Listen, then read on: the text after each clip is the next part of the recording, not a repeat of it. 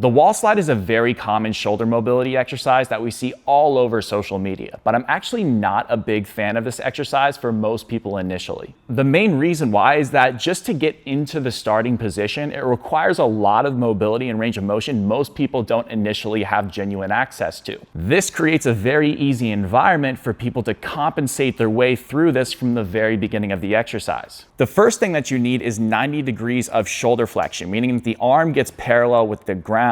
You would be surprised how many people genuinely don't have access to this space without compensation.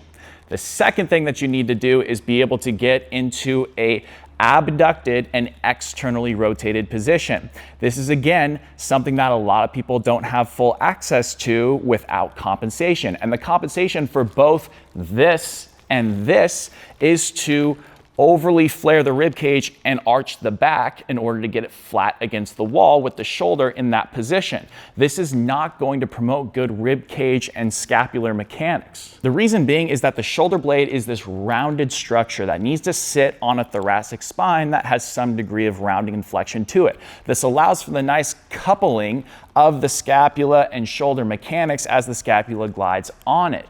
If this is compromised and the thoracic spine is flat in this position, this will limit the congruency or the ability for the scapula to sit on the rib cage and actually move through range of motion. So what you're going to do is get into a position where you can't really go up any higher, and the only way you can go up higher is to simply just arch your back more. Now here's a nice alternative with the wall slide with your back up against the wall.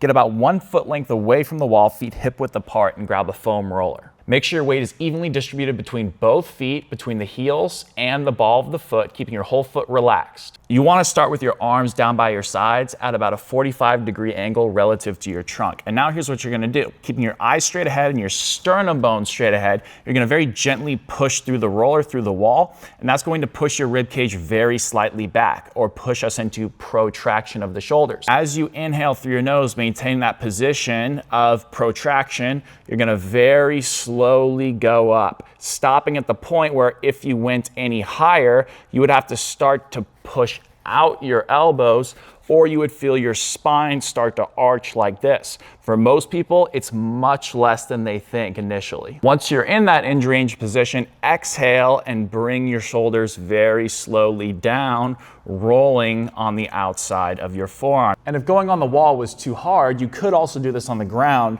like so. Everything else still applies. Get a little push for protraction, going up to the point where if you were to go any higher, you would have to arch your back or your elbows would move out.